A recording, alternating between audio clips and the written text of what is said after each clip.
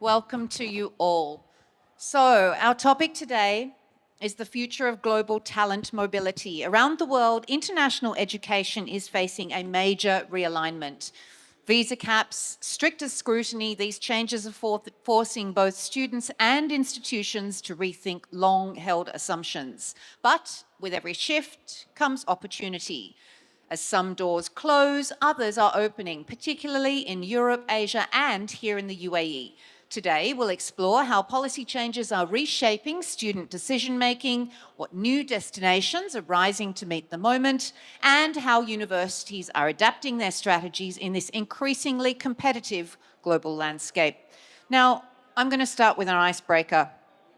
I'm going to ask each of you, if you could study abroad now as a student, where would you go and why? Let's start at the end with you, Seema. Yeah, that's a very good question, especially now when there are so many changes happening. Well, for me, US would be my first destination.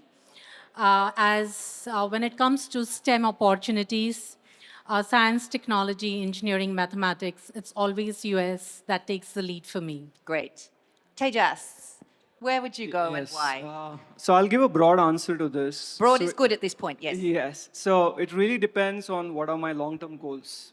So it has to be, of course, linked with your majors. What you No, want to this study. isn't advice for other students. This is you. Just a quick Yeah. one. Where would you so go and why? so for example, I'm specializing into medical consulting. So I would probably at this stage prefer Europe, like UK, Ireland, or the European countries. Yeah. Lovely. Do you mind passing your microphone on? Oh, you have one? So for me, I was always into computer science, and I luckily got into a great computer science engineering in India as well. But if not India, I would have gone to the US and the likes of Stanford's and Harvard's. That would be like the ideal dream, even though with visa and the other things keeping into consideration would not be ideal, but still the West would be the dream destination for me. Very solid answers so far. I'm hoping there's Iceland or Zimbabwe or Timbuktu coming soon. Yes, Dr. Mohammed. I think the best option is always like US, UK, Canada, Okay, another Australia, New Zealand, Ireland. But first of all, can you get admission? Can you afford to pay the fees? Can you get a visa? So if this might be a problem, then you can go to the European side. No. Okay. So that's fine. Yeah. Do you mind passing your microphone along? So, the question, if I had a choice to go and study somewhere, would it be and why? I think it would be New Zealand. I think it would be New Zealand because I've never been there, but the stories I've heard about the kind of balanced life that people live there, at my age and at this point of my career, I definitely want that balance. So I would go there. Oh, wonderful. Thank you. Thank you all. I know I put it a bit out there. We didn't practice for these ones at all. But I just wanted to get to know you before we jumped right in. Okay. How are the policy changes behind the recent visa restrictions? How are the policy changes affecting students' trust or confidence in traditional study destinations? Seema, yes. Yes, I mean, students and parents, they are apprehensive when it comes to choosing country destination. But then we as consultants, that's what our job is, to convince which could be the right fit for them, based on the majors that they want to pursue, and based on also the stay back opportunities. Say, for example, if a student is determined to study medicine, probably it cannot be US. But if it is computer science, it is still US, irrespective of the fluctuations happening in the visa market. Because it's a dream destination for any student from any part of the world to be a part of the Silicon Valley. For especially students who are, planning to pursue their career in computer science or anything relating to IT. So that's again, it's major sensitive.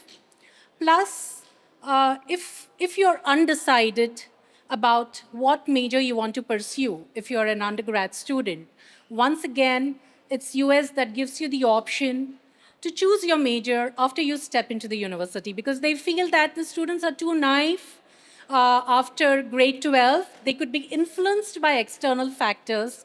So why don't you study the first semester, take the college level courses, explore, and then decide. So that's how, because of its liberal attitude, we do promote US. Canada is more or less similar to the US in terms of choosing major and stay back opportunities. UK is little more focused and streamlined. Like, you know that yes, it is bachelor's in biochemistry and I'm not going to change my major, then yes, it's UK for you. So when we counsel the students and parents, we understand what their, what could be the right fit for them, and accordingly we go ahead. Lovely, thank you. Tejas, are the policy changes in terms of visas affecting enrolment trends that you have seen in your work at Gyanberry? Yes, absolutely. We've seen that. I mean, whenever Trump's election, Trump is elected, a lot of things, change in the market. So especially for the US, there are a lot of rumors, for example, like, okay, the visa might be refused or the restrictions are in place. But what we have seen is if you are a quality student, you have the financial backing to support your studies, your visa will not be refused. The restrictions are in place for students who are not academically driven, right? And their objective is not to study. Their objective is to probably get a part-time job or a long-term job. That's fine. That can be a long-term goal, but immediately you're going for studies. So what we have seen is students are influenced by the social media rumors a lot. They need to understand what are the visa rules and regulations. If you meet the criteria, do not worry about it. If you're an academically driven student, you have finances to support, or you have a scholarship, no government is going to reject your visa. So at Gyanberry, what we do is we help students understand what is the visa requirement from the embassy and do you meet it. If you meet it, don't worry about the visa. You will get it. So as simple as that. Good, sound advice. Abid, what do you see as the main motivations behind the recent visa restrictions? Are these shifts temporary or are they a new normal? Let's hope they are temporary. So, see, it's a very different world we are living in. We are very uncertain times as we speak. As by recent statistics, if you notice, in 2024, the four major countries, the US, UK, Australia, and Canada, yes. They've seen a 25% drop for Indian applicants. But if you look at the other side, Germany has seen almost 18% increase in recent admissions. So if it's like students are looking at other opportunities as well. And you know what Seema said? For the best test prep scores, right? If you're looking for the best universities. So at Guide Me, what we do is like, it's a pure passion project of ours. We help students get into the best of universities in the world. That's what we proudly say. So if you get into a good SAT score, right? 1550 plus, you get a good UCAT score for UK medicine, you would still try for King's College, Medical College, or the Oxford, or the Cambridge for the medicine, or Stanford, and UCLA, and all these big schools. But long-term residency, like Teja says, is also very important, right? Parents are always concerned about the fact that if my child goes there and they don't get long-term residency, it could be a concern. So I think for the best universities, people would still keep going for it. But with the visa changes happening haywire, I think Dubai is becoming very attractive for Indian students, now very attractive. And that's why, like I said, Germany also is seeing a lot of rise. So, yeah. Great insights there. Dr. Mohammed, how are the changes in visa policies affecting global healthcare education? Okay, now in terms of this visa policy to healthcare, Europe is really coming in very fast. Especially, I mean, for the medical studies, you have got some of the top universities of the world in Hungary, Poland, Czech Republic, where they are, I mean, 500 years old. I mean, 700 years old state university, where the fees is very competitive, and they are in top 200 of universities of the world. So the trend is changing, because if you talk about medical admission, I mean, getting admission in the US, UK, Canada, Australia, New Zealand, Ireland, is very, very difficult and it's very competitive. So I think these countries like Hungary, Poland, Czech, Italy, Spain, Malta, they are the best option where you can get a very good degree with an affordable price, and the visas will not be a problem. No? So these are really, I mean, growing very fast. No? can I ask you a very simple question from somebody who's just very curious?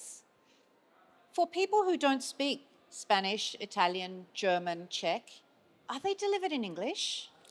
Yes. Okay. Okay. All these universities teach in English now. Thank you for letting me know that. I'm thinking, wow, they learn all these languages just on the off chance they might end up at a Czech university? Well, these universities offer the program either in the local language or in English. So I mean, you have got the option. Either you, I mean, study in the local language or in English. No? I'm sure they're very, very intelligent. They probably are learning the local language when they're there. Anyway, sorry, I digress. That was just for my curiosity. Thank you. Yes, yes. So the Netherlands was actually the first country that offered programs at universities in their in English, and a lot of other countries in Europe picked that up after. So when Dr. Kadri and Abid and Tejas, I'm sorry, I don't Seema, Seema. all of them say that Europe is emerging, US being one of the traditional countries, UK, Canada, and Australia. The point that Europe is picking up is because the universities have started introducing the programs in English, and their population is actually aging. They want the talent to come there. And so they are going to do everything in any case to help the visa, the stay back options, all of that is all interlinked. This makes sense to me now, and there is a reason why nobody has mentioned France. Actually, France just signed a mandate with India to allow Indians who decide to study there to extend their stay back all the way up to 5 years. So France But is only if picking they up speak with- French. They do need to speak French, yes, to be able to survive there, yes. I would want to Please, add to Abid. that. So I'm an MBA from HEC Paris, I should say. And when it's been like since 2014 and 15 to add on to that, if you do like your undergrad or master's from a good university in France, you get a visa for tourist, business, and for your family for 5 years. Thank you. Thank you for indulging me on the language side of it. I wanted to delve more into the serious side of it. Shivani, are students' priorities changing when selecting where to study? Is the visa becoming as important as the degree? I think visa has always been a very big concern, not just for the student, but a lot to do with the parents and where they see a long-term stable option. However, I come from a very different mindset. When I completed my master's, I actually picked up a job in Mexico where I ended up staying there for 2 years. And I could have extended that for as long as I wanted. I lived in Puerto Vallarta, I sold the destination, I studied hospitality. So for me, it was all aligned, and I could have stayed there longer. I chose not to. I think the visa thing is really not a big concern. Something Tejas mentioned, that if you pursue what you're good at, if your academics are in place, there is no country that will not want you. So the visa is really not the issue. Uh-huh. Yeah. This is heartening. Seema, how are universities adapting their recruitment and admission strategies in response to this shifting landscape? We've heard how Europe is responding. Can you elaborate? Yes, the universities now, it's good to know that most of the universities, they do follow holistic approach. So it's about the quality of the student that they are investing in for the next 3 or 4 years. So it's all about your academics and your entire personality that you can market to the university, because it's as a student, you're investing with the university, and the university, in fact, is investing you, because you're going to spend your next 4 years there and you will be their brand ambassadors. Okay. So they do want in quality students. So what, just to follow up on that, Yeah. what kinds of things are they pitching to students other than the degree? I mean, is it kind of the extracurricular stuff, the yes. So lifestyle? it's a holistic, so it's beyond academics. Of course, academics play an important role, but it's not only academics. It's your extracurricular activities, your leadership skills, your adaptability skills, your teamwork, collaborative skills. Everything plays an important role, because this is what is going to help you adapt into a new environment, network, social, and carry on further. Thank you. Tejas, are we seeing more collaboration across regions, dual degrees, study hubs, pathway programs? outside the US and Canada? Absolutely, we are seeing that. I would like to give the example of UAE. So there are a lot of universities in the UAE. Now, almost every university in the UAE has a collaboration either with a European partner or with a US or a Canadian partner. And not only that, especially for the medical education, they are doing twining programs or dual degree programs. Like you can do 3 years here and 3 years in the Europe or one of their partner universities. So for example, Gulf Medical University, they have around 5 to 6 university partners around the world, wherein you can do 3 years of your medicine, first 3 years of your medicine degree in the UAE, and then you can do the 3 years of the clinical with the partner university. So you've got like two country, experience of studying and to a certain extent of working as well in the clinical atmosphere. Does that appeal to students who might want to stay within their home environment here, within the family environment, and then get the eventual degree from an Yes. esteemed? I mean, you see, as a student, everybody wants international exposure, right? So the more countries that they can travel to as part of academics or as part of extracurriculars, they would love to do that. So we have seen, especially in undergrad students, the parents are preferring option like if they can stay 1 or 2 years here in the UAE and for the rest of the program if they can travel because they're too young, right? So they're just 16, 17 years old. So they want the child to a little bit settle down in the university atmosphere and then make that transition. So I guess it's different personalities, isn't it? Absolutely. Some might want to get away quickly. Yes.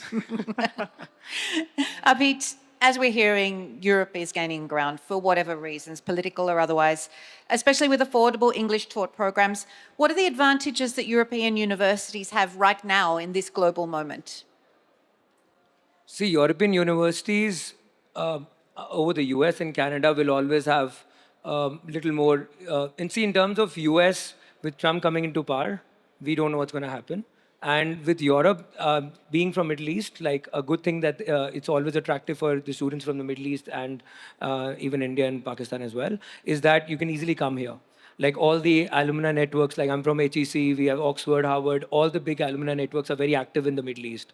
So one very attractive, destination, that's why Europe is becoming, because they have a very active recruitment scene here.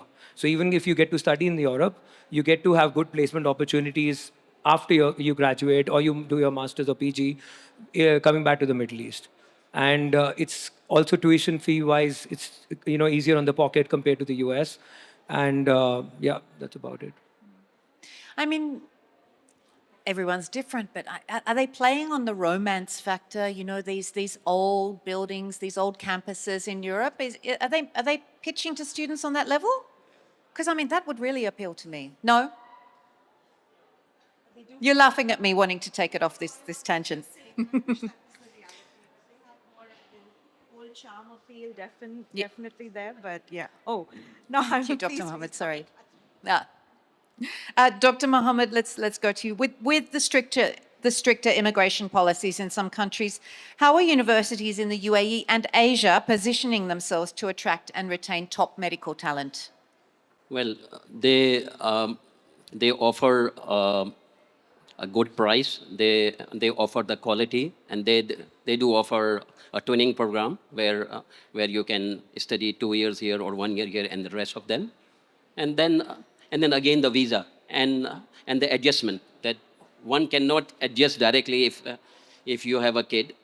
I mean, sometimes you are not comfortable sending abroad on this one, so you said okay, let's stay there for 2 3 years and then you can move forward. So it's a kind of adjustment also, no? So they are happy that by that time kids also, I mean, grown up, and you adjust it here, no? So that's one of Yeah. the.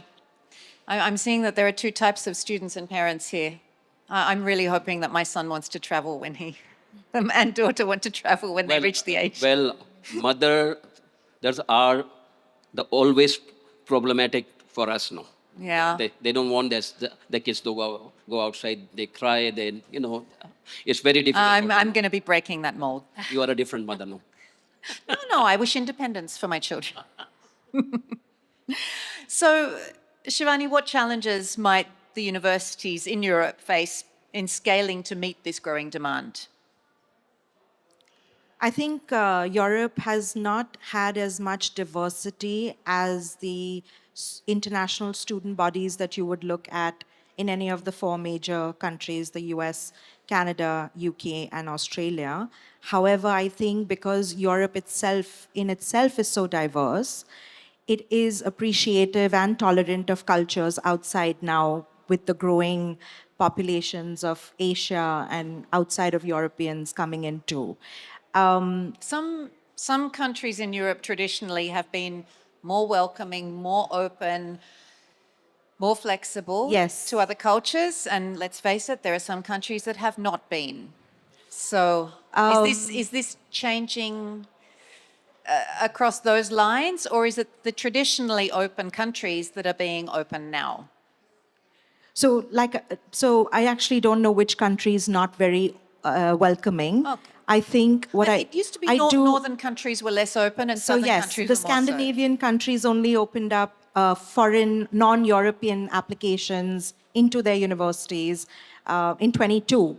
So that might be a little bit of a belt that didn't. But I think over time, people have explored and understood that the fact that you have collaboration happening all across at a level of education that is also necessary because that's the root of building a network and collaborating to then be successful later. So universities have opened up more seats and opportunities for non-Europeans or foreigners to come in and study in their institutes. The challenge, I think, is having the right faculty, being able to, allow or adjust to other people's way of life also. I think that's a few challenges. So policy is one thing, Yes. but practice is another. Yes. They have to align. It's really interesting that you pointed out earlier that they're realizing that on a social level, their populations are aging and they need an influx. Yes, their workforces, their even their conveniences, if you look at it. Yes. Very interesting. Okay, so let's move to Asia. Seema, the UAE, Singapore, and Malaysia are all gaining visibility. What's helping these countries attract international students more successfully now? Singapore, yes, definitely we see more crowd also concentrating towards Singapore as a study destination. They prefer it Which as a study degrees destination. are they strong in?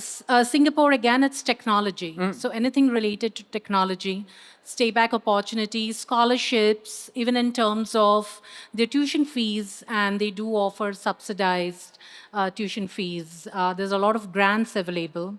So Singapore definitely is one of the strongest study destination if you're looking towards Asian countries. And I guess culturally, students from the Middle East and Asia would feel quite welcome in Singapore. Yes. Japan, yes, but again, there is a language barrier. So there are a few universities that do offer the medium of instruction is given in English, but then also you need to know the language. So if you've invested your time wisely by selecting the study destination, then yes, even Japan could be one of the most favored destination. Or else Singapore, because it's in English, so it becomes easy. It's a globally accepted language. Lovely. Thank you for those insights. Tejas, how are institutions in Asia and the Gulf region differentiating themselves beyond just being alternatives? We heard Singapore has strengths in technology. You don't just want to be the other option, do you? Yeah, I mean, see, currently one of the advantage with Asia and Middle East countries is the economy is booming. If you compare with the Western world, they are growing at say 1 or 2%, but the Middle East and Asian economies are growing anywhere between 5 to 10%. So there are more job opportunities available in the Asian and Middle Eastern region currently. If you take example of Dubai, Dubai has opened up part-time study work opportunities for students now. I have seen many students in Dubai, they are studying, working, and they're earning for themselves. UAE has introduced a golden visa. If you've done really well in the university, you can apply for your golden visa. So you don't have that insecurity that you have to exit the country. So I think with Asia and Middle East, the biggest advantage for students who stay back here is the future job opportunities. We know how the government is very proactive towards students, attracting the best talent, not only from just the UAE, from around the world. We have seen now Dubai has become a global hub for jobs. And I think another thing is in terms of the majors. Students have wide variety of majors to pursue now in the Middle East, for example, in retail, in finance, in banking, in business, construction, everything is booming here, even the healthcare. So even we have seen a big trend, students staying here to study medicine, right, which was not the case, say, 5 years ago, right? So the universities have leveled up their game. They are now in close connection with the industry, right? Students don't have the job insecurity in Dubai. It's a struggle, but universities are taking proactive efforts to bring the companies to campus or connecting students with the companies. So we have seen that big change. So students can work while they're studying and earn, and also not have the insecurity of not having a job later on. So I think the economy is supporting that. Yeah, Yeah. yeah. No, I mean, it's certainly booming here, isn't it? Abid, what advice should students and their families hear now when considering studying abroad in this more uncertain visa environment? You mean students here, living here? Yeah, yeah, UAE? yeah. See, the advice has always been the same. Like, it's always looking at the best possible opportunities out there, and it starts from, we believe in a model of like first finding who you are, in the sense like if you're looking for medicine or undergrad in like maybe science, computer science, psychology, and then looking at what courses you can get at. So the idea is the same. Even though with the visa restrictions happening, my answer is something similar to what I said before, is that even though the visa restrictions are happening, students will still try for the elite, best of best universities. But adding on to what Teja said, it's a very good point that, the Asia is always booming. And that's the reason, you have like 6 or 7 Chinese schools in the top 10 FT rankings for MBA. I think we have 7 Indian schools this time for MBA rankings. So that's a big reflection of how the economy is doing. So that is the reason how a lot of people now are exploring Singapore, like Seema said. Hong Kong is doing very well. But yeah, Asia has an image for more on, you say, tech-based AI, animation. Japan is doing so well. Robotics is so cool. And, but in terms of arts, psychology, I think Europe and US would always have that charm. So it's about, if a student comes and tells us, what advice would you give to the parent or student, to add to your point, it's about looking at what's best for them. And then, starting from what your potential is, where you can grow, even though, again, visa restrictions are there, you have to see what's best out there and try for it. Because a Harvard or Oxford call could always be a call away. That's what we always say. Thank you. Sure. Dr. Mohammed, many medical graduates rely on international residency or internship pathways. Are we seeing a shift in preferred destinations for postgraduates doing their medical training? Well, postgraduate is always good in, UK, USA, in this one. So most of the graduates, who finish their first degree, they normally try to go for UK or US. If not, then they go back to their home country, like India, Pakistan, or Bangladesh, or in their home country. But the first, preference is to go to UK or US now, because Canada is very difficult to get in. But they, also try to go to Germany, Sweden, but they have to learn the language also now. So some of them go there also now. Shivani, are there new tools, platforms, approaches that are helping students navigate a more complex admissions landscape? Several. There's a lot of Take notes. There's a lot of information out there. There's a lot of authentic and misguided as well. The idea is that all of us who actually guide students to figure out what information is valid or invalid is why we do what we do. Because the content that we are all consuming on the internet is very mixed. So your question, are there any tools? There's plenty. But to find out whether they're all authentic, that's why we're here. Okay, so you can't give away these secrets now because then they wouldn't come to you with their That's business. it. Okay. That's it, guys. Let's end with a broad question for everyone. I'd like to ask each of you, what makes you hopeful for the future of global talent mobility? even with the challenges that are in place right now? And I'm sure there have always been challenges on various levels. What makes you hopeful for the future, Seema? Hopeful is it's again quality education. So, irrespective of whatever challenges that we are posing today in terms of visa, it's always there's always a hope of stay back and having a great career opportunity. So, you need to start with good education. You need to start with quality education. So, whichever country it is. Lovely, thank you. Tijas? I think what makes me hopeful for the future is the people like us. The international education industry is mission driven. There are passionate people working in this industry. So I think they will fight always for what is right for the students. So that makes me very hopeful that whenever things are going in the negative direction, they will always fight back. So for example, when Trump got elected, you see how Harvard University fought back. Right. So I see the people in the in the education industry is going to make things right. So that makes me hopeful. So the quality of the education, the people, Abid? So what makes me hopeful is because it's always a win-win for everyone. Let's not forget the fact that when US, Canada, or any country, there's international mobility happening for education, they get talent from everywhere in the world. And that's where they are doing so well. That's why US is number one, because they get the best talent from all over the world. So they need people like us. And what makes us hopeful also is what Tejas said, is what when people who are sitting here, the elite of the elite, is that because we give such genuine guidance to students and help them study into the best universities everywhere, people like us will always help them study there, and the countries would always need good talent from everywhere. So it's a win-win for everyone. So that always makes us hopeful. Yeah. I think they agree with you. Dr. Kadri?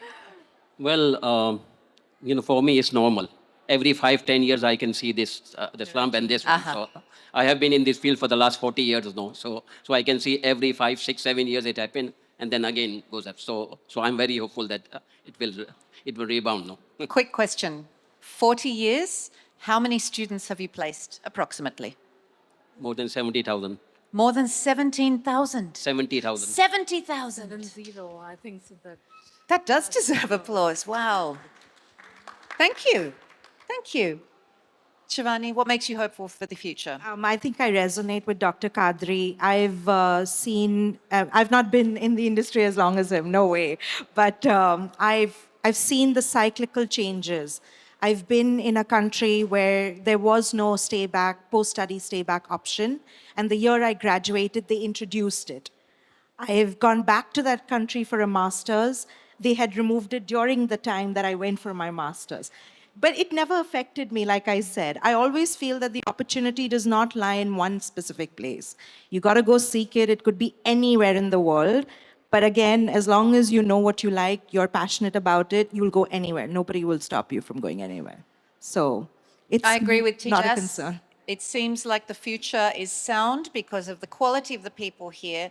Thank you very much for your time today, for your insights. I hope it's inspired some people who are thinking of studying internationally. You definitely know where to go for your information. Thank you for joining me. Thank you so much. Thank you. Thank you. Thank you. Thank you very much.